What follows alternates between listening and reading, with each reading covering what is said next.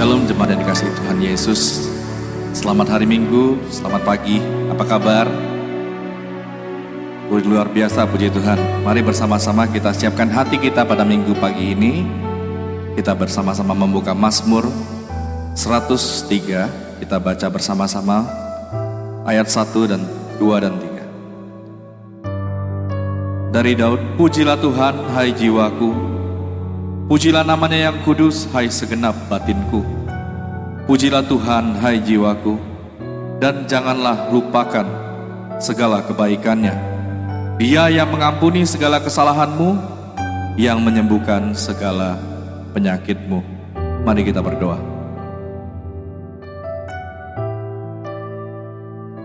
Bapa di sorga, kami mengucap syukur pada pagi hari ini Tuhan. Kami berterima kasih karena Engkau adalah Allah yang baik, Allah yang luar biasa dalam setiap kehidupan kami. Seminggu ini sudah berjalan Tuhan, kami sudah lewati. Dan kami bersyukur Tuhan, sampai pada pagi hari ini kami masih diberikan hidup yang luar biasa. Izinkan pada pagi hari ini Tuhan kami bersatu hati bersama semua jemaat-Mu dimanapun berada mereka. Kami mau memuji dan memuliakan nama-Mu yang kudus. Sebelumnya ampuni kami atas segala dosa dan pelanggaran kami Tuhan. Kami sadar kami adalah manusia yang berdosa. Kami mohon ampuni kami atas segala dosa kami Tuhan.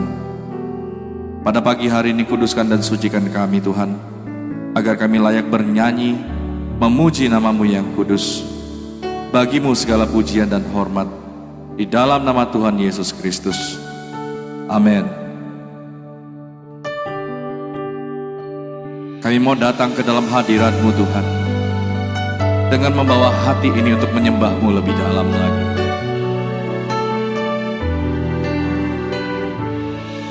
Ku datang padamu, ku sujud menyembah-Mu, ku bawa hatiku ini hanya padamu Yesus. Ku serahkan diriku untuk Kau ubahkan, jadilah padaku seturut kehendak-Mu. Sekali lagi. Ku datang padamu, ku sujud menyembah-Mu, ku bawa hatiku ini hanya padamu Yesus. Ku serahkan diriku untuk Kau ubahkan, jadilah padaku seturut kehendak-Mu. Bersama-sama. Ku sembah Kau, Tuhan dan Rajaku. Ku puji Kau selalu di hidupku. Ku cinta Kau lebih dari apapun. Engkaulah segalanya bagiku.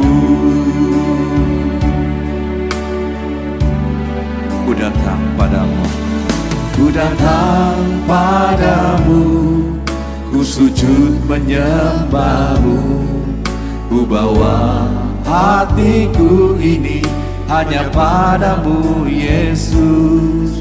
Ku serahkan diriku untuk Kau ubahkan, jadilah padaku seturut kehendak-Mu. Ku sembah Kau, Tuhan dan Rajaku. Ku puji Kau selalu di hidupku. Ku cinta Kau lebih dari apapun. Engkaulah segalanya bagiku. Ku sembah Kau, Tuhan dan Rajaku. Ku puji Kau selalu di hidupku. Ku cinta Kau lebih dari apapun. Engkau Engkaulah segalanya bagiku.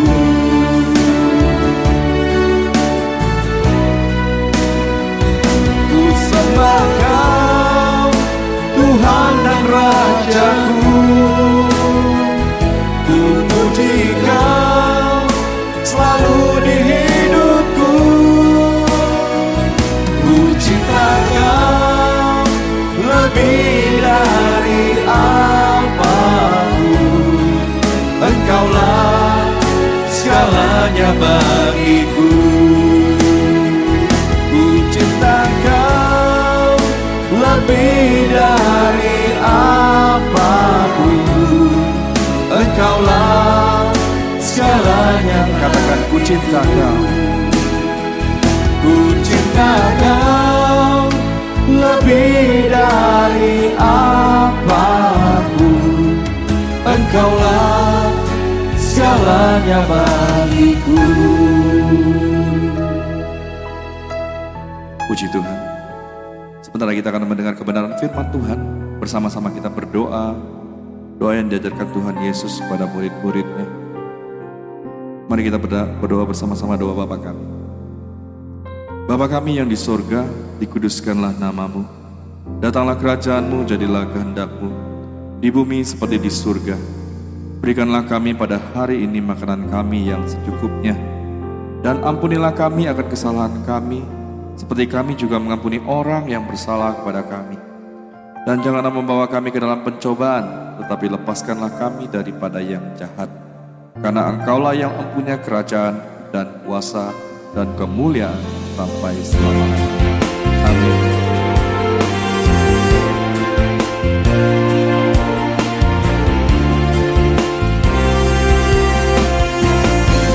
Ku angkat hatiku,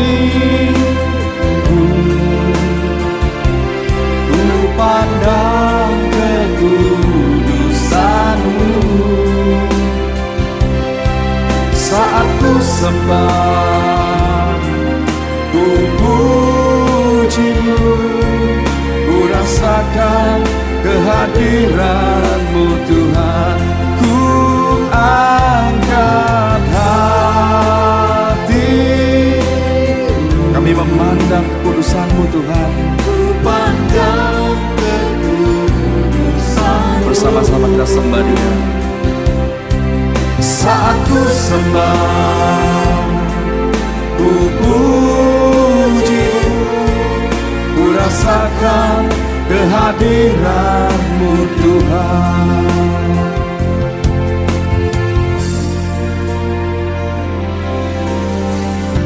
Saat ku menyembah-Mu, Roh-Mu bekerja. Saat ku memuji-Mu, Kau bertata di atas pujian. Saat ku menyembah-Mu, Roh-Mu bekerja. Saat ku memuji-Mu, Kau bertata di atas puji. Angkat hatiku, angkat hatiku, ku pandang kekudusan-Mu, pandang kekudusan-Mu. Saat ku sembah, saat ku sembah, ku puji-Mu, ku rasakan kehadiran. Oh, ku angkat hatiku, angkat hatiku, ku pandang Tuhan, ku pandang kekudusan-Mu. Saat ku sembah, ku puji-Mu, ku rasakan kehadiran. Mari kita bersama-sama, ku angkat hatiku. Hatiku, ku pandang kekudusan-Mu Tuhan. Ku pandang kekudusan. Mari lebih dalam lagi kita menyembah kepada Tuhan. Saat ku sembah, ku puji-Mu, ku rasakan kehadiran-Mu Tuhan. Ku angkat hatiku, ku pandang kekudusan-Mu. Saat ku sembah, ku puji-Mu, ku rasakan kehadiran-Mu Tuhan. Saat ku sembah, saat ku sembah, ku puji-Mu, ku rasakan kehadiran-Mu Tuhan. Ku rasakan, ku rasakan kehadiran-Mu Tuhan. Ku rasakan kehadiran-Mu Tuhan.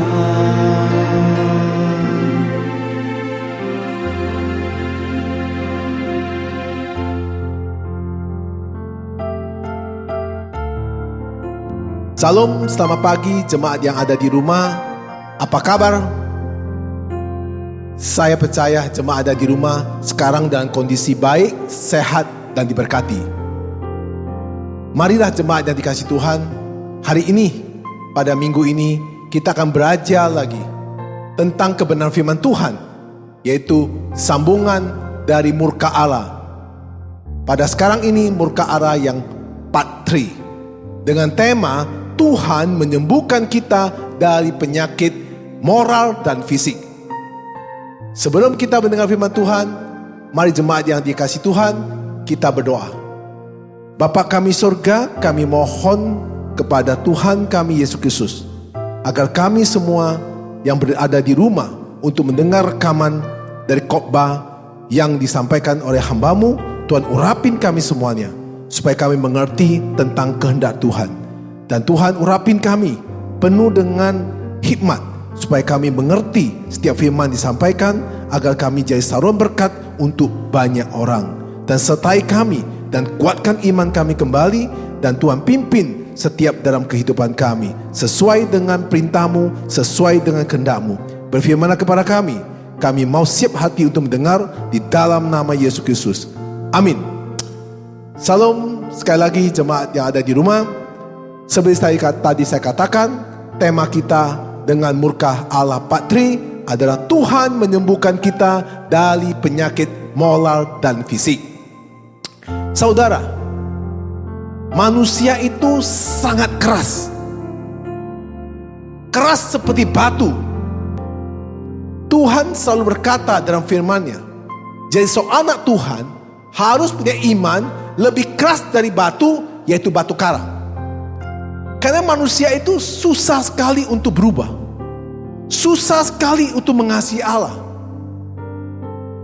Kematian Kristus di kayu salib itu bertujuan agar manusia dari dosa dan kutuk itu semua ditanggung oleh Yesus Kristus. Sehingga murka Allah tidak tertimpa kepada manusia. Nah sekarang, dari murka Allah part 3 ini, Tuhan Yesus juga menanggung semua penyakit-penyakit pada manusia. Mari kita baca firman Tuhan. Kitab Keluaran 15 ayat 26. Silakan jemaat buka Alkitab. Saya akan bacakan. Firman-Nya, jika kamu sungguh-sungguh mendengarkan suara Tuhan Allahmu dan melakukan apa yang benar di matanya, dan memasang telingamu kepada perintah-perintahnya, dan tetap mengikuti segala ketetapannya, maka aku tidak akan menimpakan kepadamu penyakit manapun yang telah kutimpakan kepada orang Mesir. Sebab aku Tuhanlah yang menyembuhkan engkau. Saudara-saudari dikasihi Tuhan, Tuhan berkata kepada bangsa Israel agar bangsa itu sungguh-sungguh. Kata sungguh-sungguh artinya sangat serius untuk mendengar setiap perkataan-perkataan kebenaran firman Tuhan dan melakukan setiap apa yang Tuhan katakan, sehingga apa yang dipandang benar di hadapan Tuhan. Maka dengan perintahnya inilah dan ketetapannya inilah dia menghimbau semua umatnya untuk mentaati dan mengikutinya. Tuhan murka kepada bangsa Mesir, maka mereka diturunkanlah 10 tulah, karena bangsa Israel itu atau Firaun tidak mau melepaskan bangsa Israel keluar dari Mesir. Saudara, maka Tuhan berkata kepada bangsa Israel, akulah Tuhan yang menyembuhkan engkau. Jadi saudara-saudara kasih Tuhan, kau setiap manusia mau mendengarkan perkataan Tuhan, maka penyakitnya secara moral atau secara fisik Tuhanlah yang menyembuhkannya. Mari kita baca firman Tuhan Efesus 4 ayat 17 sampai 20. Saya bacakan ayat 17. Sebab itu kukatakan dan kutegaskan ini kepadamu di dalam Tuhan, jangan hidup lagi sama seperti orang-orang yang tidak mengenal Allah dengan pikiran yang sia-sia. Ayat ke-18, dan pengertiannya yang gelap, jauh dari hidup persekutuan dengan Allah, karena kebodohan yang ada di dalam mereka, dan karena kedengkiran hati mereka. Ayat ke-19, perasaan mereka telah tumpul, sehingga mereka menyerahkan diri kepada hawa nafsu, dan mengerjakan dengan serakah segala macam kecemaran. Ayat 20, tetapi kamu bukan demikian. Kamu telah belajar mengenal Kristus. Amin.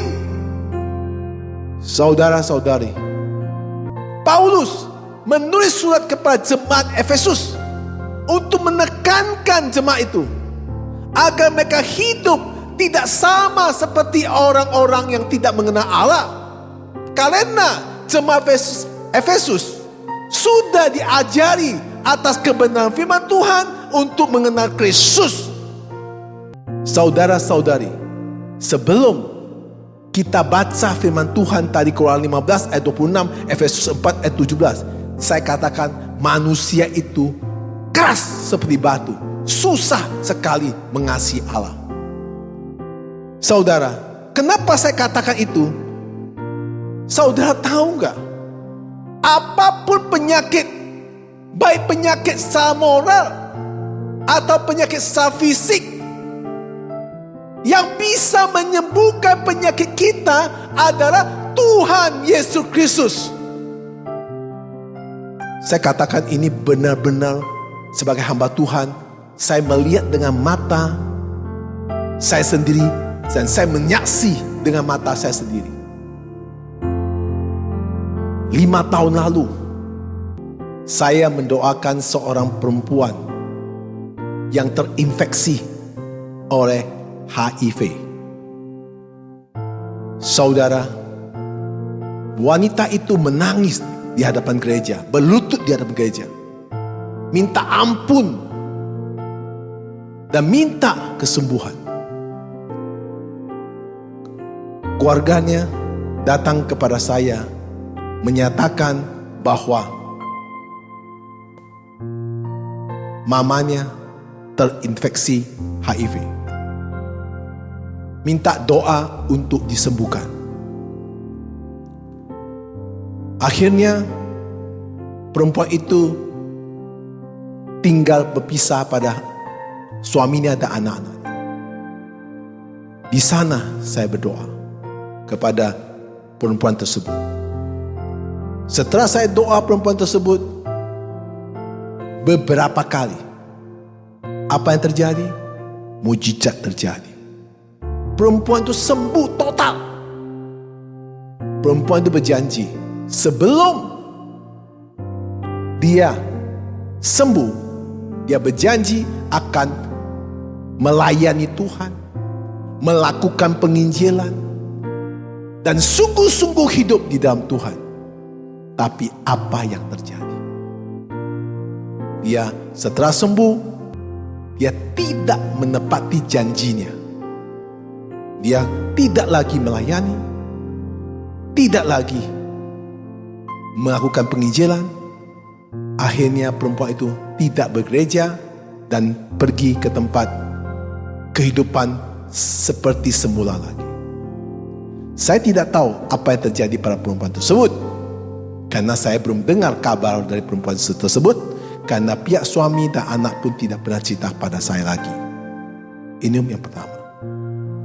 Yang kedua, berapa hari ini saya ditelepon oleh seorang perempuan. Perempuan ini tahun lalu kena penyakit kanser getah bening. Ketika perempuan itu datang kepada saya untuk minta pertolongan Tuhan untuk kesembuhan, karena perempuan ini kena kanser getah bening stadium 4, sehingga perempuan ini sangat menderita, akhirnya kurus kering karena harus kemo dan dengan obat yang begitu keras. Sehingga dengan permintaan perempuan itu, saya pun berkata kepada perempuan itu, kalau sembuh harus melayani, melakukan penginjilan, dan bersaksi kepada banyak orang yang menderita penyakit yang sama, sehingga orang yang mengalami kena kanser seperti perempuan tadi, mereka ada harapan. Dia berjanji, ya. Apa yang terjadi? Akhirnya setelah itu dicek dokter, di PET scan dan pengecekan darah, semua bersih dan sembuh total. Akhirnya setelah sembuh total, saya bertelefon kepada perempuan itu untuk melakukan apa yang dia nazar. Perempuan itu selalu mengelak. Ada aja alasannya. Ada aja alasannya. Akhirnya saya sebagai pendeta sudah mengingatkan, bertelefon berkali-kali. Ternyata tidak dilakukan dengan baik. Dari sejak kesembuhan sampai sekarang sudah setahun. Akhirnya perempuan itu mengalami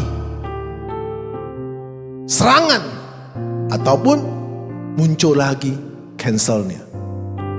Dia telepon kepada saya. Dia bilang kepada saya, Pak Pendeta, saya tahu saya bersalah. Saya tidak mengindahkan janji saya. Sekarang kanser itu telah menimpa saya kembali. Apakah Pak Pendeta bisa doakan saya lagi? Saya bilang, kalau saya doakan kamu, apakah saudara mau berjanji lagi? Ya, saya berjanji lagi. Nanti kalau saya sembuh lagi, saya akan melayani, saya akan menginjili dan bersaksi. Saya katakan kepada perempuan itu, ingat firman Tuhan berkata, Yohanes 5 ayat 14. Saya bacakan ya. Yesus berkata orang lumpuh yang 38 tahun ini. Apa Yesus katakan? Yohanes 5 ayat 14. Yang B mengatakan, engkau telah sembuh, jangan berbuat dosa lagi, supaya padamu jangan terjadi yang lebih buruk lagi. Tadi saya katakan, ya, manusia itu keras. Manusia itu tidak bisa mengasihi Allah. Hanya mau memanfaatkan Allah dalam sepihak. Inilah yang terjadi, kebobrokan rohani di dalam manusia tentang mengenal Allah. Maka begitu penting pada saat ada konflik sekarang ini, kita harus banyak belajar waktu ke waktu untuk benar-benar mengenal Allah. Allah sesungguhnya, yaitu Yesus Kristus. Keras manusia. Padahal itu sudah janji, tapi susah ditepati. Begitu juga perempuan yang terinfeksi HIV juga tidak bisa melakukannya. Saya selama 2 tahun mendoa orang, saya kalau hitung bisa dikatakan ribuan. Seperti Yesus katakan itu benar di Alkitab. 10 kusta, 1 kembali. Dan saya doakan 1000 lebih. Ya, boleh dikatakan 0,01 yang kembali. Yang 999 semua itu goodbye my love. Apa yang dialami Yesus benar. Akhirnya menguatkan saya karena firman Tuhan. Kalau saya tidak dikuatkan firman Tuhan, saya jadi pendeta pun luntur hati saya. Orang bisa aja berjanji dengan sangat gampang ketika dia sakit. Saya melihat kalau orang sakit apapun bisa ngomong. Tapi ke sembuh susah. Dia melakukan setiap apa yang dia pernah belajar. Ada lagi banyak saya bisa saksi. Seorang pasien yang saya doa di Singapura. Dia katakan kepada saya, Pak Pendeta, kau sembuh Pak Pendeta. Ya, Pak Pendeta tinggal ngomong. Apa yang Pak Pendeta butuhkan, saya akan dukung. No limit. Waduh, saya bilang, Pak, yang benar. Masa saya bohong di hadapan Tuhan? Betul. Dia ngomong seperti itu, harus saya percaya. Begitu dia sembuh, yang pertama saya lihat dia adalah apa? Dia tanya sama rumah sakit, kok mahal ini semuanya? Waktu dia sakit, dia gak pernah tanya kenapa mahal, berapa uang pun dia harus bayar. Ketika sembuh, dia marah-marah, kenapa mahal, kenapa ini, kenapa ini, kenapa ini, kenapa ini. Di situ saya anggap apa yang dia katakan tentang mau mendukung segala sesuatu yang gereja butuhkan atau apa yang saya butuhkan, saya dah bilang goodbye my love juga. Saudara dikasih Tuhan, jadi manusia mau sungguh-sungguh mengasihi Allah, itu kelihatannya sangat sulit. Maka kenapa Allah harus mengirimkan anak yang tunggal untuk memikul semua muka Allah? Karena manusia tidak bisa lakukan semuanya. Saudara tidak pernah mau mengerti, atau saudara pura-pura tidak mengerti. Maaf ya, bahasa ini agak sedikit kurang enak dengar. Saudara tidak paham kenapa Yesus harus mati. Karena banyak sekali penyakit yang tidak mampu disembuhkan oleh melalui medis. Banyak sekali penyakit-penyakit yang dibuat oleh manusia sendiri.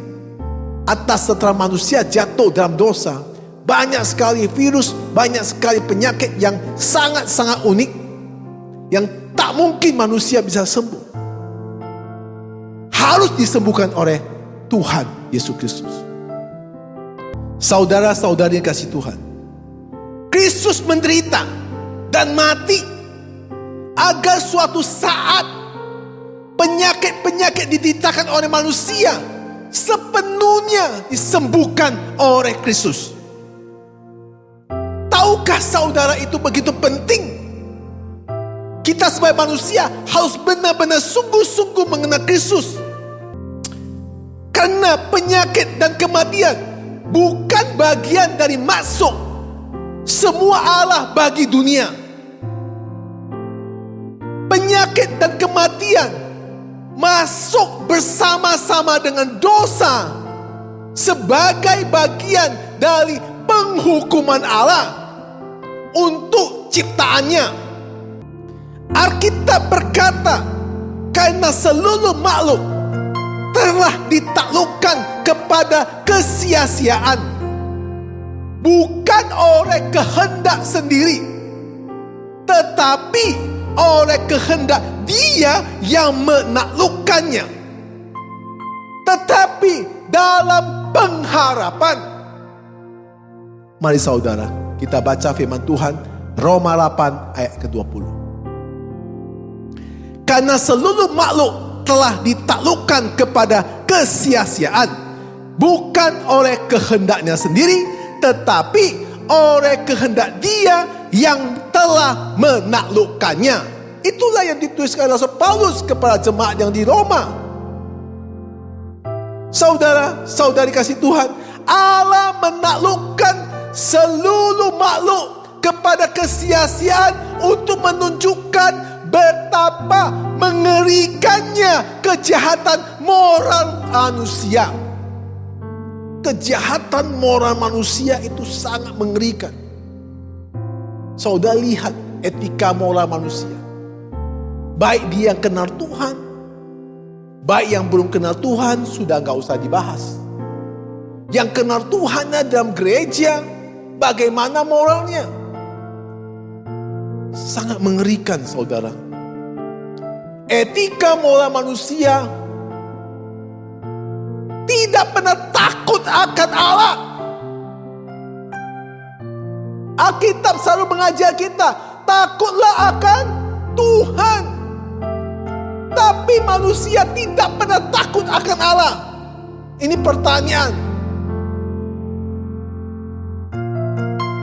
Berani berbuat apapun tanpa menjaga moral di hadapan Allah. Kalau manusia sudah terdesak, dia berani lakukan apapun tanpa memperhitungkan moral dia di hadapan Allah. Mengkhianat Allah pun berani, asal masalahnya selesai. Inilah yang saya katakan, begitu mengerikan moral manusia itu di hadapan Allah. Saudara, ketika manusia itu mendapat kesulitan, apa yang dia inginkan tidak tercapai, maka dia tidak takut akan dosa. Karena itu manusia memang sangat keras, seperti batu. Kalau saudara pelajari Alkitab, di kitab Mazmur paling banyak bicara gunung batu. Kenapa? Batu itu keras. Jadi kok di Israel itu ya banyak contoh-contoh tentang batu. Kenapa? Di Israel banyak batu. Maka orang diranjam juga dengan pakai batu. Saudara dikasih Tuhan, moral manusia itu rusak karena tidak benar-benar mengenal Allah. Sehingga penyakit dan kematiannya masuk ke dalam dunia ini oleh karena satu orang. Sejak Adam jatuh dalam dosa. Di dalam firman Tuhan Roma 5 ayat 12, sebab itu sama seperti dosa telah masuk ke dalam dunia oleh satu orang, dan oleh dosa itu juga maut. Demikian maut itu telah menjala kepada semua orang, karena semua orang telah berbuat dosa. Inilah satu statement di dalam kitab Roma, bahwa manusia itu terinfluence semua dosa karena kejatuhan dari manusia pertama, yaitu Adam. Bukan dosa itu kita cari, enggak, manusia itu sulit sekali untuk tidak berbuat dosa. Manusia lebih suka berbuat dosa. Kalau kita belajar daripada lihat dari media sosial, ya, bicara kebenaran itu gak laku. Kalau bicara gosip, waduh, itu like dan view itu naik. Maka saya baru tahu di Instagram itu ada dua. Ya, ada namanya endorse, ada namanya hater. Nah, hater itu bicara tentang negatif-negatif semua. Itu viral-viral itulah yang banyak orang suka lihat. Maka untuk mencari sponsor, lebih suka sponsor mendukung haters daripada endorse. Dia setiap ketidakbenar manusia suka sekali. Ya, maka orang mau terkenal sebenarnya harus bikin sesuatu yang aneh-aneh, yang lebih viral. Tapi kalau misalnya bicara jujur, gak suka orang lihat. Saya lihat YouTuber orang itu mencari sesuatu yang lagi berantem, bantu bicara. Nah itu dia punya YouTuber naik, ya, dia punya view naik. Kayak saya ini bicara tiap hari bicara Kristus, saya lihat yang lihat saya itu paling maksimal 200 orang. Begitu buka lihat bicara Kristus, makin dengar makin ngantuk.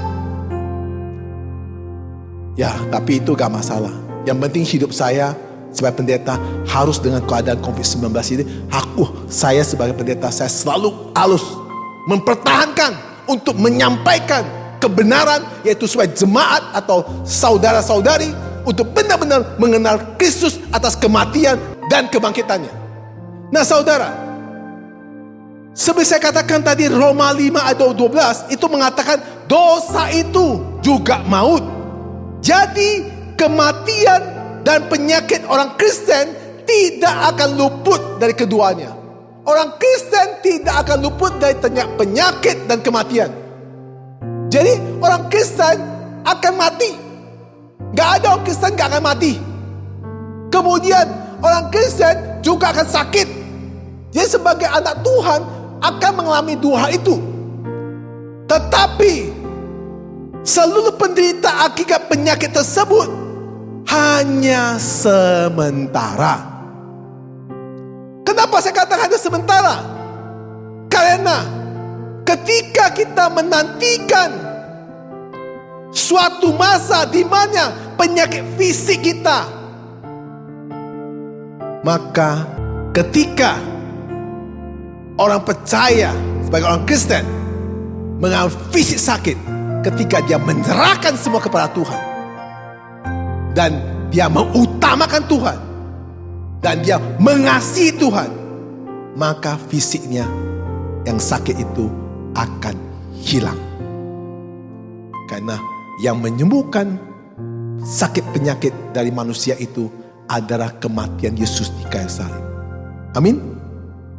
Saudara, saudari, Alkitab berkata Allah merencanakan adanya harapan. Karena di dalam firman Yesaya 53 ayat 5 berkata, tetapi dia diterkam oleh karena pemberontakan kita, dia diremukkan oleh karena kejahatan kita. Ganjaran yang mendatang keselamatan bagi kita ditimpakan kepadanya. Yang terakhir, dan oleh bilur-bilurnya kita menjadi sembuh. Nah itulah apa yang penderitaan Kristus sampai ke kayu salib itu. Itu bertanda setiap Kristus disalib, darahnya tercucur, itulah yang akan menyembuhkan semua penyakit-penyakit manusia yang sangat fisik. Mari kita baca firman Tuhan. Matius 8 ayat 16 dan 17. Ayat 16. Menjelang malam dibawalah kepada Yesus banyak orang yang kerasukan setan, dan dengan sepatah kata Yesus mengusir roh-roh itu dan menyembuhkan orang-orang yang menderita sakit. Dengan sepatah kata roh jahat yang di dalam orang itu keluar. Dengan sepatah kata orang yang sakit secara fisik sembuh. Ayat 17. Hari itu telah terjadi supaya genaplah firman yang disampaikan oleh Nabi Yesaya. Dialah yang memikul kelemahan kita dan menanggung penyakit kita. Amin. Saudara, saat Kristus ada dalam dunia ini 33,5 tahun. 3,5 tahun Yesus melakukan penginjilan, Saudara, dia memiliki misi untuk menggenapi penembusan yang utuh bagi umat manusia. Tujuan Allah mengirim anak tunggal untuk menggenapkan penembusan yang utuh bagi umat manusia. Dia menunjukkan maksudnya dengan menyembuhkan banyak orang semasa hidupnya. Selama 33 tahun, semua yang sakit ketika datang kepada dia dengan perkataan dia sembuh, maka orang tersebut akan sembuh. Inilah menjadi gambaran daripada apa yang terjadi pada akhir zaman. Satu gambaran pada akhir zaman ini akan terjadi hal yang sama.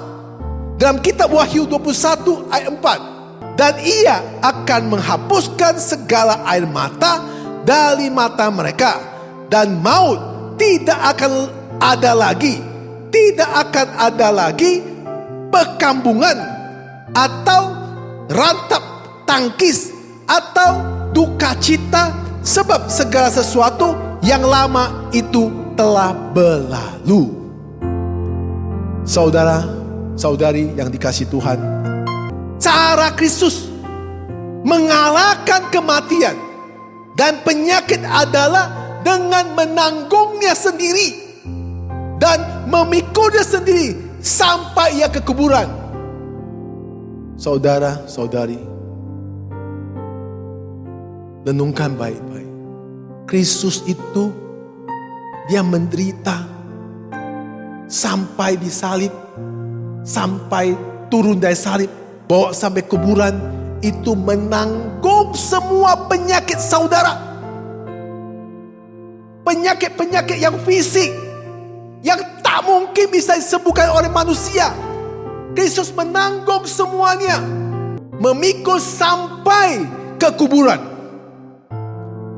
Saudara, saya sebagai pendeta mempunyai karunia yang diberikan Tuhan untuk doa kesembuhan. Selalu saya sampaikan Injil itu kepada penderita. Tapi si penderita selalu mengatakan, dia mau saya menyembuhkan dia. Dia tidak mau Yesus. Maka manusia selalu melihat dengan fisik pendeta menyembuhkan. Tidak.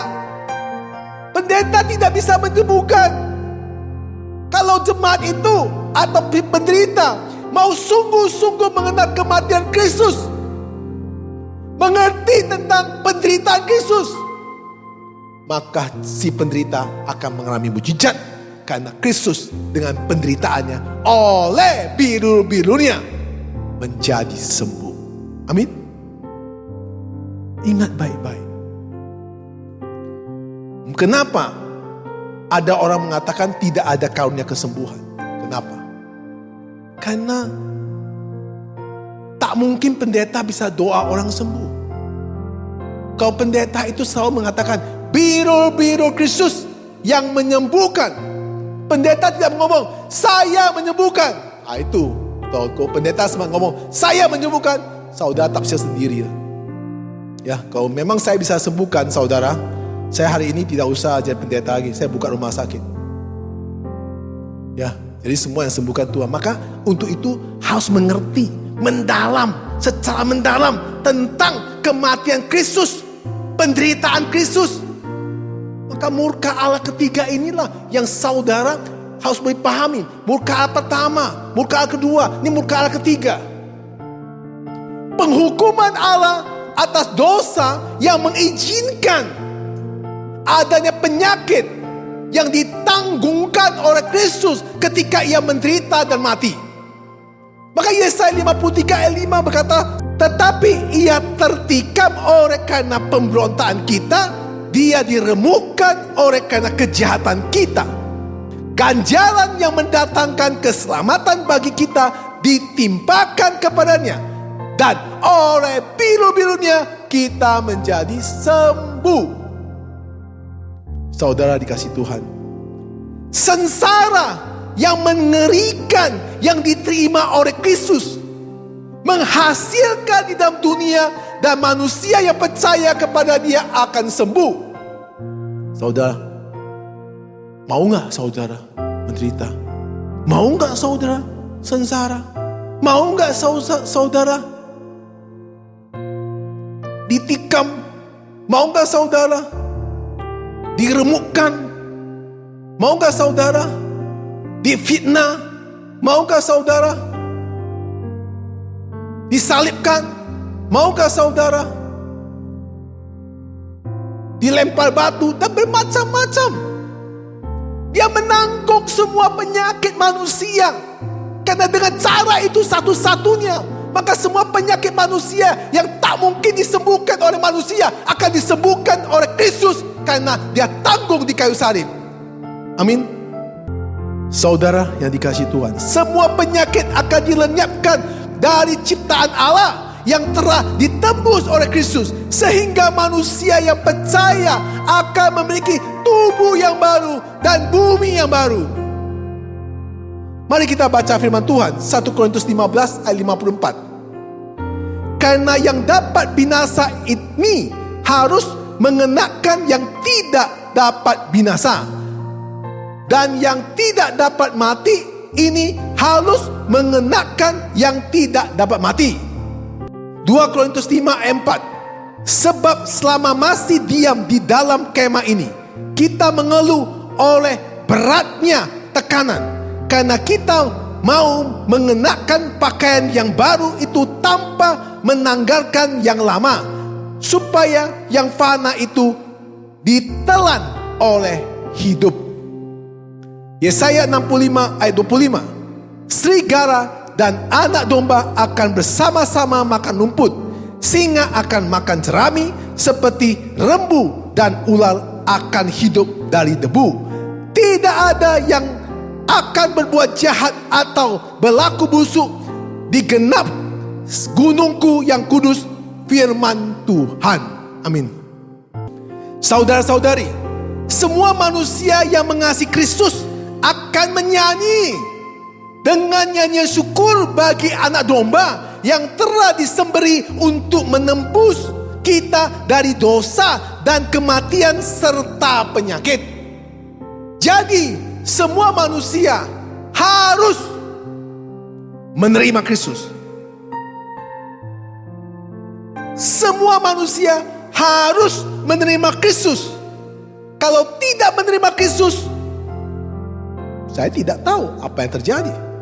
Karena Alkitab yang saya pegang, yang saya percaya, yang saya tunduk, berkata semua manusia harus menerima Kristus tanpa kecuali, agar semua penyakit dan kematian dibebaskan.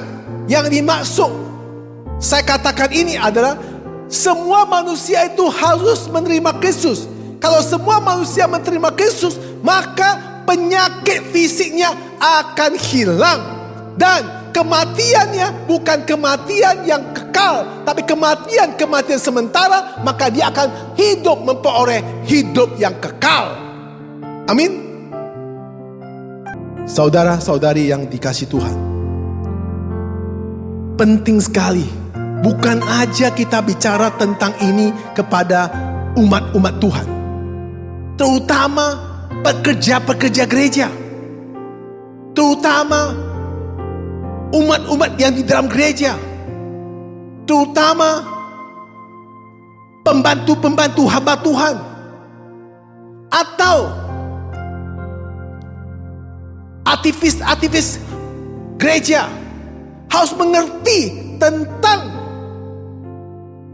kematian Kristus, harus mengerti tentang penyakit yang telah Yesus telan, yang telah Yesus pikul. Karena banyak pelayan gereja, maaf sebelumnya, saya tidak mengkritik atau tidak bicarakan salah satu gereja. Saya bicara secara yang saya pahami. Banyak pelayan gereja, dia masih belum hidup benar-benar di dalam Kristus. Dia sudah jadi pelayan gereja, tapi dia masih belum benar-benar hidup di dalam Kristus. Kenapa? Karena banyak janji-janji yang dia janjikan kepada Kristus sebelum pelayanan sama setelah pelayanan tidak pernah ditepati. Jadi sebelum orang melakukan pelayanan atau orang mau regenerasi, maka si pelayan itu harus didoakan dengan doa pelepasan. Pernah nggak dengar doa pelepasan? Ya, banyak gereja ada lakukan itu. Saya tahu ada beberapa gereja lakukan itu. Tapi ada gereja tidak pernah mau lakukan itu. Dianggap itu tidak benar. Saudara dengar baik-baik. Mari kita lihat firman Tuhan. Lukas 13 ayat yang 11 sama 16. Saya akan bacakan. Lukas 13 ayat 11. Di situ ada seorang perempuan yang telah 18 tahun dirasukkan roh, sehingga ia sakit sampai bungkuk punggungnya dan tidak dapat berdiri lagi dengan tegak. Ayat 16. Bukankah perempuan ini yang sudah 18 tahun diikat oleh iblis harus dilepaskan dari ikatan itu, karena ia adalah keturunan Abraham? Kata Alkitab mengatakan keturunan Abraham. Berarti orang yang sudah beriman masih bisa kerasukan setan. Iblis tak mengikat dia. Banyak pelayan gereja, kenapa dia tidak bisa menepati janji? Diikat oleh diri sendiri, diikat oleh pak adik mak dia, diikat oleh mungkin sesuatu yang lain. Maka harus dilepaskan. Kalau kita memperhatikan firman Tuhan, Tuhan mengajar semua kepada kita agar kita bisa mengajak semua pelayan-pelayan gereja itu benar-benar di hadapan Tuhan. Maka harus adakan doa pelepasan untuk pelayan gereja, sehingga mereka bisa dilepaskan ikatan-ikatan yang sebelumnya, sehingga mereka bisa membangun regenerasi dengan Tuhan. Saudara yang dikasihi Tuhan, kalau kita sudah di dalam Tuhan, seharusnya fokus kepada firman Tuhan. Banyak pekerja di gereja bukan dengar firman Tuhan, malah tidur. Kenapa bisa tidur? Karena terikat oleh si iblis. Dia alasan capek. Kalau capek gak usah melayani. Alasan banyak beban. Kalau beban gak usah melayani. Alasan ya makan terlalu kenyang. Maka ini masalah. Saudara dikasih Tuhan, harusnya berfokus kepada Tuhan. Arahkan telinga saudara, berkonsentrasi mendengar kepada firman Tuhan. Ketika kita beribadah, yang paling penting adalah mendengar kebenaran kepada firman Tuhan yang disampaikan oleh setiap hambanya. Setiap hamba itu sebelum naik ke mimbar untuk menyampaikan firman, hamba itu terus bergumul sama Tuhan dan doa sama Tuhan. Minta petunjuk Tuhan, apa yang harus sampaikan kepada umat-umatnya di dalam gereja. Maka umat datang itu mendengar firman Tuhan. Firman yang akan membawa umatnya hidup diberkati. Firman akan dibawa umatnya yang sakit disembuhkan. Firman akan dibawa umatnya yang kesulitan mendapat jalan keluar. Firman akan membawa umatnya dari segala masa yang dihadapi akan dipulihkan. Saudara dikasih Tuhan, mari kita akan baca firman Tuhan Amsal 4 ayat 20 sampai 24. Hai anakku, perhatikanlah perkataanku, arahkan telingamu kepada ucapanku. Janganlah semua itu menjauh dari matamu. Simpanlah itu di lubuk hatimu, karena itulah yang menjadi kehidupan bagi mereka yang mendapatkannya, dan kesembuhan bagi seluruh tubuh mereka. Jagalah hatimu dengan segala kewaspadaan, karena dari situlah terpancar kehidupan. Buanglah mulut serong daripadamu, dan jauhkanlah bibir yang dobrak-dabrik.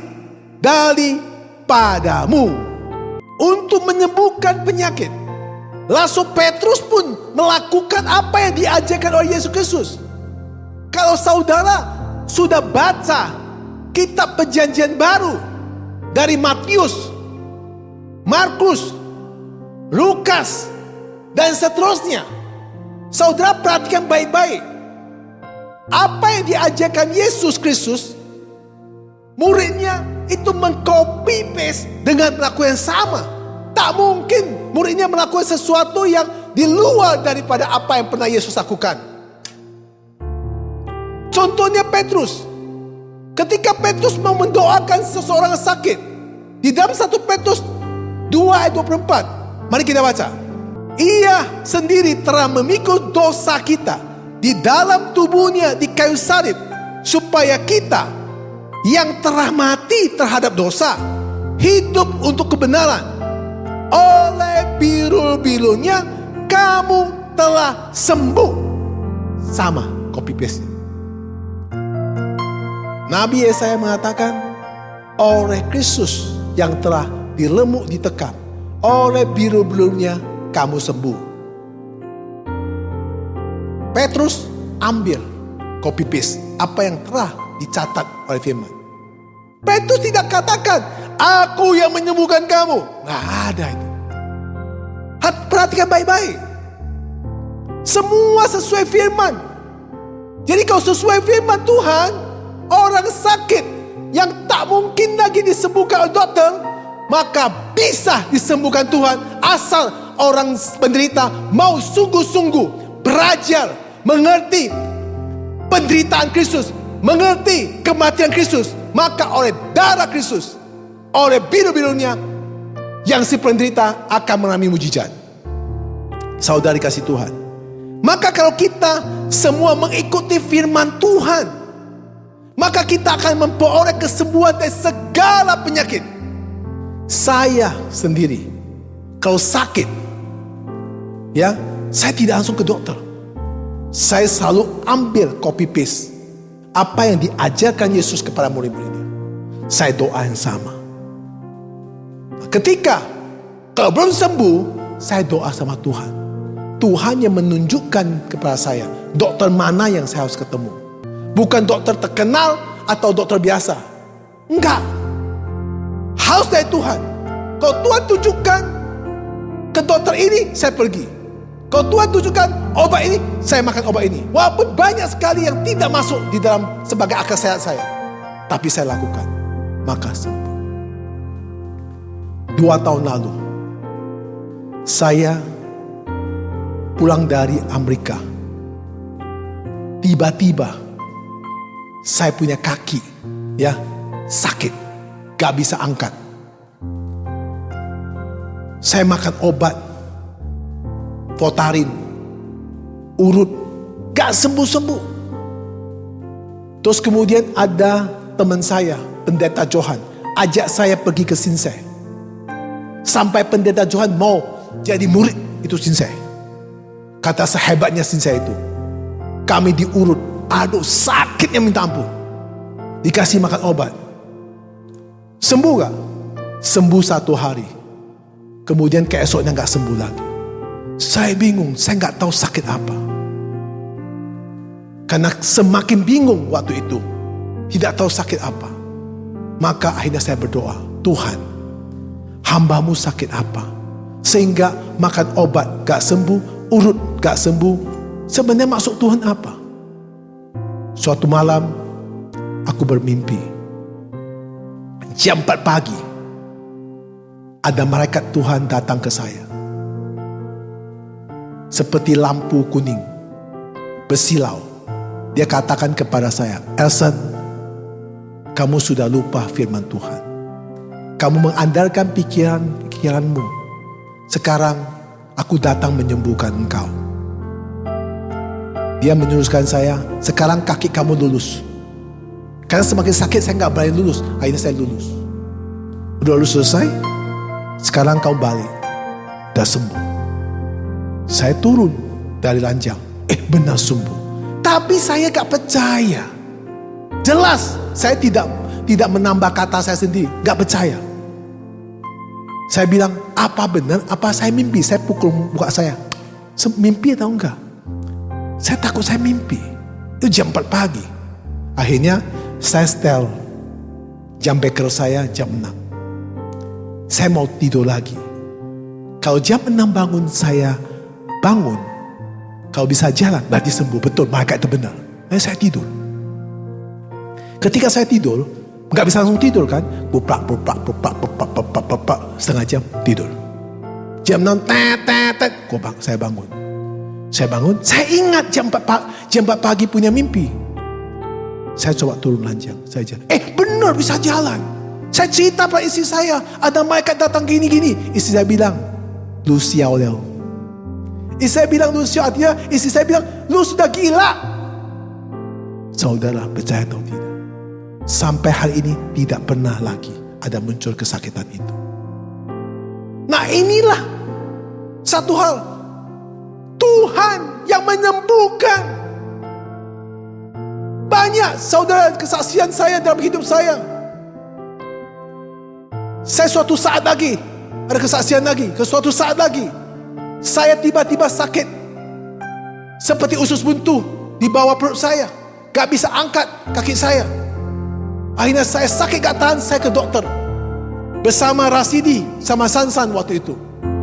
Dokter mengatakan, ini usus buntu, harus dioperasi. Kalau nggak operasi, mati kamu. Aduh, takut saya.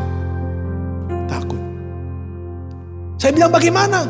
Tapi saya nggak merasa usus buntu. Kita sudah lihat, ini usus buntu. Gak bisa main-main lagi. Harus segera operasi. Kalau nggak operasi, kepecah, kamu mati. Saya bilang, kalau gitu sudahlah. Mau mati, matilah. Tapi saya minta permisi dulu ya. Saya mau ke gereja khotbah dulu. Habis gereja khotbah selesai, saya akan balik. Oke? Saya pergi gereja, saya khotbah selesai, saya balik ke dokter itu. Dan keadaan sakit saya khotbah. Udah balik, akhirnya saya bilang, tapi jangan kita operasi dulu, cek dulu. Akhirnya cek. Pakai PET scan apa. Cek. Ternyata apa? Tidak ada apa-apa. Karena ketika kita utamakan Tuhan, tanpa sadar ketika saya naik mimbar, Tuhan sudah menyembuhkan. Saudara, begitu ajaib tentang kesembuhan. Makanya oleh pilu-pilunya kamu sembuh. Saudara yang dikasihi Tuhan, karena kitab Yesaya 38 ayat 16. Ya Tuhan, karena inilah hatiku mengharapkan Engkau. Tenanglah rohku, buatlah aku sehat, buatlah aku sembuh. Nah saudara dikasihi Tuhan, ikutlah firman Tuhan. Semua penyakit akan sembuh. Mungkin saya katakan kepada saudara-saudari yang di rumah, atau saudara-saudari yang sekarang dengar khotbah ini, boleh percaya atau tidak, itu tidak ada masalah. Ini pribadi saya yang saya alami, saya ceritakan.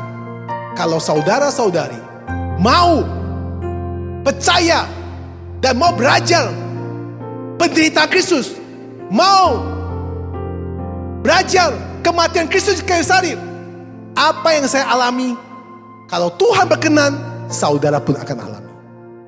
Mujizat sama. Karena Tuhan kita mengasihi saya, tentu juga mengasihi saudara-saudari. Amin. Mari kita lihat satu lagi yang terakhir.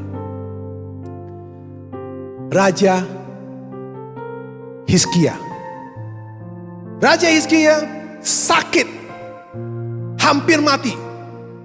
Di dalam Yesaya 38 ayat 1 sampai 3, saya bacakan. Ayat 1, pada hari-hari itu Hizkia jatuh sakit dan hampir mati.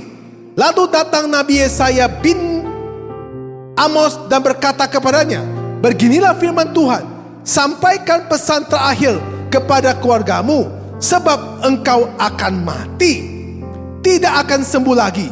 Ayat kedua, lalu Hizkia memalingkan mukanya ke arah dinding dan ia berdoa kepada Tuhan. Ayat ketiga, ia berkata, Tuhan, ingatlah kiranya bahwa aku telah hidup di hadapanmu dengan setia dan dengan tulus hati, dan bahwa aku telah melakukan apa yang benar di matamu. Kemudian menangislah Hizkia dengan sangat. Saudara-saudari, Raja Hizkia ketika sakit dan akan mati. Ketika Nabi Yesaya berkata kepada dia, kamu akan mati, siap-siapkan dirimu. Raja Hizkia menangis. Dia bukan menangis kepada Nabi Yesaya, dia menangis kepada Tuhan. Dia berkata, Tuhan, apa salahku? Selama saya hidup, saya selalu melakukan benar di hadapan-Mu. Maka firman-Nya berkata kepada Raja Hizkia. Yesaya 38 ayat 4 dan 5. Ayat 4. Maka berfirman Tuhan kepada Yesaya, ayat 5. Pergilah dan katakan kepada Hizkia, beginilah firman Tuhan, Allah Daud, bapa leluhurmu, telah ku dengar doamu dan telah kulihat air matamu. Sesungguhnya aku akan memperpanjangkan hidupmu 15 tahun.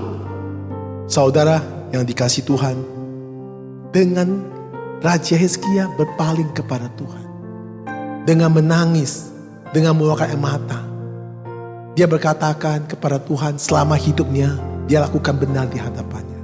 Tuhan menghitung itu adalah perbuatan yang benar. Maka Raja Hizkia diperpanjangkan umurnya 15 tahun. Siapa yang menyembuhkan Raja Hizkia? Tuhan. Bukan Nabi Yesaya. Nabi Yesaya berkata kepada Hizkia, kamu akan mati sebentar lagi. Tetapi Tuhan melihat Raja Hizkia berkeluar air mata dengan menyatakan selama hidup benar di hadapan Tuhan. Maka itulah dihitung kebenarannya. Maka Raja Hizkia diperpanjang umur 15 tahun. Untuk penutupan khotbah saya akan bersaksi kepada saudara-saudari. 2 tahun lalu ada seorang ibu menderita kanser di Yokohama. Itu kanser tumor di dalam kantong rahimnya, yang besarnya kira-kira 53 cm. Tetapi setelah didoakan dan dia mau mengerti tentang penderitaan Kristus dan mau belajar kematian Yesus, akhirnya orang itu sembuh. Tetapi saya sudah katakan kepada ibu itu, jangan berbuat dosa lagi. Saya tidak tahu apa yang terjadi, karena dianggap enteng tentang kesembuhan itu. Yang dianggap sudah beres, maka dia anggap enteng. Separuh hati menjalankan pelayanan, separuh hati lebih banyak urusan kepada sekuler dia. Akhirnya dia muncul lagi dengan tumor yang baru, bukan di kantong rahimnya, tapi muncul di kantong keminya. Sehingga tumor itu saya sudah katakan ini tumor bahaya, cepat ke dokter. Dia tidak menjalankan dengan baik. Akhirnya tumor semakin besar. Akhirnya ibu itu sangat kasihan. Dia berkata kepada saya, Pak Pendeta, saya tidak mau mati. Saya kalau tidak mau mati, yang kedua kali ini, saya bilang agak sulit. Ayo kamu ke dokter. Dia berangkat ke Singapura. Dokter mengatakan bahwa umurnya tinggal 1 bulan. Karena tumornya akan mengimpit kepada kantong keminya, akan hancur, tidak bisa lagi buang air kecil, mengimpit kepada usus besarnya, tidak bisa buang air besar, dan akan menekan kepada ginjalnya, akan rusak, dan akan menekan kepada jantungnya, akan berhenti. Dengan keadaan ini ibunya sangat takut. Tapi waktu itu ibu ini tidak berdaya. Kenapa? Karena pembiayaan obatnya sudah tidak ada. Waktu dia tumor pertama kali 2 tahun lalu menghabiskan kurang lebih 7 atau 8 miliar. Kali ini benar-benar tidak bisa diobati lagi, karena dokter pun bilang tidak ada obatnya. Sampai dokter telepon saya mengatakan tidak bisa Pak Pendeta, ini tidak ada obat lagi. Tinggal suruh dia pulang aja ke Indonesia bersama anak-anaknya, menikmati hidup, menunggu kematian. Ibu itu menangis terus. Saudara, akhirnya ibu itu datang kepada saya pertelepon, Pak Pendeta, tolonglah, minta Tuhan tolong saya. Saya tidak mau mati Pak Pendeta. Saya benar-benar tidak mau mati. Saya punya anak masih kecil. Saya bilang, baik, saya akan berdoa. Saya ajak beberapa orang gereja doa syafaat untuk minta petunjuk Tuhan. Tuhan penuh dengan kemurahan hatinya. Tuhan berkata dalam hati kepada hati saya, memberikan gambaran di dalam hati saya dan pikiran saya untuk kepada satu dokter. Maka saya berkata kepada perempuan itu, kamu pergi ke dokter itu. Kan dokter yang mengobati perempuan itu sudah 2 tahun tidak sanggup lagi, sudah mengatakan tidak ada harapan. Saya katakan kau pergi ke dokter itu. Akhirnya dia pergi ke dokter itu. Dokter itu bilang gini, oke, saya kenalkan satu dokter lagi yang lebih senior. Akhirnya dia pergi ke dokter satu senior lagi. Setelah dokter satu senior itu, saya belum kenal, tapi ini menurut cerita dari perempuan itu, dokter mengatakan, ini bisa, kamu ada harapan. Harapan apa? Tumornya bisa diambil. Tetapi seumur hidup kamu akan pakai 2 kantong. Satu kantong yang untuk pembuang air kecil, satu kantong untuk pembuang air besar. Tapi tumor bisa diambil. Tapi biayanya kurang lebih 2,7 M. Perempuannya pulang dengan keadaan sedih. Ada jawaban, ada harapan, tapi tidak ada uangnya. Karena pihak dari keluarga sudah tidak mampu untuk mengobatinya. Tidak ada uang lagi untuk mengobatinya. Akhirnya perempuan itu bicara sama saya. Dan saya berdoa lagi kepada Tuhan. Tuhan berikan jawaban. Beri jawaban apa? Ayo kita adakan funding, mencari dana. Akhirnya perempuan itu memberanikan diri untuk mau melakukan funding. Sebelum melakukan funding, Tuhan menggerakkan satu orang untuk meminjam uang kepada bapaknya. Akhirnya ibu itu bisa melakukan operasi. Dan sekarang operasinya sudah selesai dan dia hidup. Itulah kasih Tuhan. Kalau kita sungguh-sungguh minta pada Tuhan seperti Raja Hizkia dengan menangis, kalau Tuhan mau bermurah hati, semua akan terjadi. Gak ada mustahil. Jadi saudara-saudari kasih Tuhan, ingat semua penyakit, baik penyakit moral atau penyakit fisik, yang bisa menyembuhkan adalah Tuhan Yesus Kristus. Saya hanya sebagai alat. Kalau saudara percaya tentang penderitaan Kristus, saudara percaya tentang kematian Kristus, maka saudara akan mengalami mujizat Tuhan. Amin. Tuhan Yesus memberkati. Mari kita berdoa. Terima kasih Tuhan atas firman-Mu. Tuhanlah yang menyembuhkan semua penyakit manusia, baik secara fisik maupun secara moral. Kasih Tuhan yang melimpah karena kematian Kristus dalam penderitaannya untuk menuju kayu salib, dengan darah yang tercurah di kayu salib. Itulah darah yang akan menyembuhkan semua penyakit apapun yang diderita oleh manusia. Maka semua kita sebagai umat Tuhan harus benar-benar mengenal Kristus. Karena dengan benar-benar mengenal Kristus dan menerima Kristus, menerima penderitaannya, menderita Yesus di kayu salib, maka semua penyakit saudara-saudari akan disembuhkan. Saudara-saudari yang dikasihi Tuhan, pada hari ini saya percaya saudara-saudari di rumah, saya tidak tahu kondisi saudara-saudari di rumah, situasi dalam keadaan dalam secara fisik bagaimana. Tapi hari ini saya mau doakan saudara-saudari yang ada di rumah. Saya mohon saudara-saudari, jika saudari sakit, apapun penyakitnya, taruhlah tangan di tempat yang sakit. Saudara, jika saudara sakit jantung, tumpangkan tangan saudara di dadanya. Jika saudara sakit kepala, pusing, stres, depresi, tumpangkan tangan di kepala saudara. Jika saudara sakit kaki, lutut, tumpangkan tangan saudara di kakinya. Di tempat-tempat yang sakit, saudara tumpangkan tangan saudara. Dan saya akan berdoa pada saudara. Bapa kami yang di surga, semua saudara-saudari yang sakit, yang tangannya telah meletakkan tempat yang sakit, dan kami percaya oleh kuasa-Mu dan dengan penderitaan-Mu untuk menuju kayu salib, dan dengan penderitaan Yesus Kristus mati di kayu salib, dengan tercurahnya darahnya, oleh biru-birunya, semua yang ditumpangi tangan ke tempat sakitnya sembuh. Hamba doa di dalam nama Yesus Kristus. Amin. Mari kita saudara-saudari yang dikasihi Tuhan untuk bangkit berdiri. Yang ada di rumah, kita baca pengakuan iman dusuri bersama-sama. Aku percaya kepada Allah, Bapa yang Maha Kuasa, Khalib langit dan bumi, dan kepada Yesus Kristus, anaknya tunggal Tuhan kita, yang dikandung dari Roh Kudus, lahir dari anak darah Maria, yang menderita sengsara di bawah pemerintah Pontius Pilatus, disalibkan, mati dan dikuburkan, turun ke dalam kerajaan maut. Pada hari yang ketiga bangkit pula dari antara orang mati, naik ke surga, duduk sebelah kanan Allah Bapa yang Maha Kuasa. Dari sana ia akan datang untuk menghakimi orang yang hidup dan yang mati. Aku percaya kepada Roh Kudus, Gereja Kudus dan Am, persekutuan kudus, pengampunan dosa, kebangkitan tubuh dan hidup kekal.